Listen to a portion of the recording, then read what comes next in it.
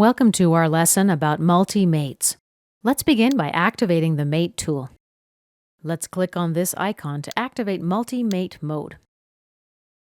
First, we need to select the common references. I'm going to select this face, and next I'll select the component references. Let's select this face, and this face. I'm also going to check the Create Multi-Mate Folder option.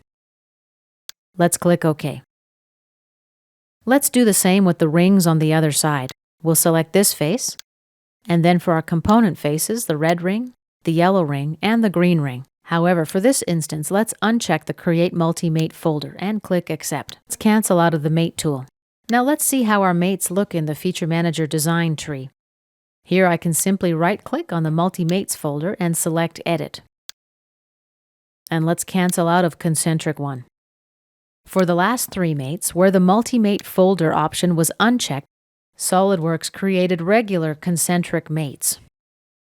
And this concludes our lesson about using the multi-mate method.